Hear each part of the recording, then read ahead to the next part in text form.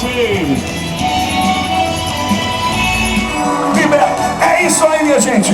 Sejam bem-vindos à Viva PVN Itajaí Back Populaire!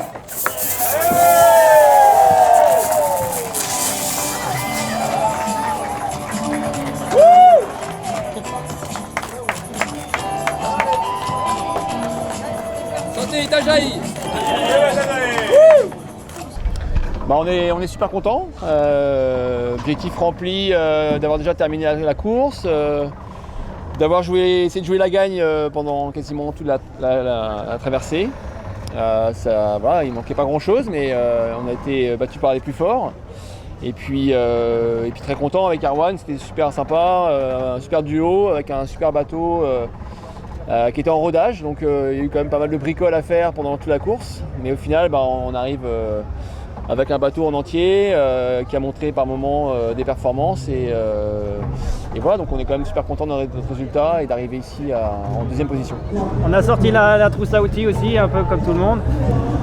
Mais on n'a pas eu de soucis majeurs. On a réussi à passer la dépression qui était en début de semaine sans avoir d'avarie majeure sur le bateau. Après, tout ce qu'on a eu, c'était des choses qu'on pouvait réparer assez facilement, je dirais. Donc ça nous a un petit peu occupés, mais il n'y avait rien de grave. Là, la Transat, le scénario était complètement différent de ce qu'on pouvait imaginer au départ, parce qu'il y a eu pas mal de casses quand même. On est parti dans des conditions difficiles.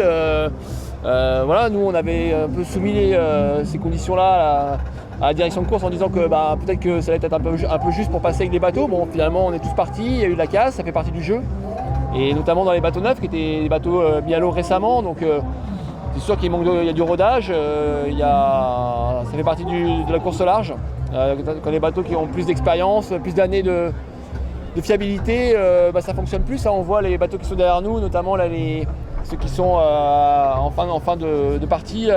C'est des bateaux qui sont navigués depuis, pour certains, plus de 10 ans. Donc c'est des bateaux qui sont rodés, fiabilisés, qui ont fait leurs preuves.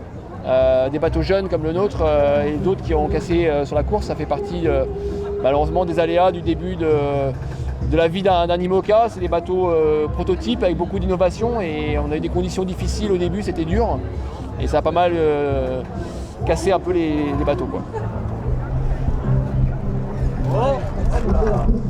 Bravo les gars! Bravo aussi, hein. Super, bravo Seb! Chapeau les gars, ouais, putain. Vous avez bien mis la pression. Ah ouais, mais on n'a pas été beaucoup tranquille quand même. On n'arrivait pas quoi.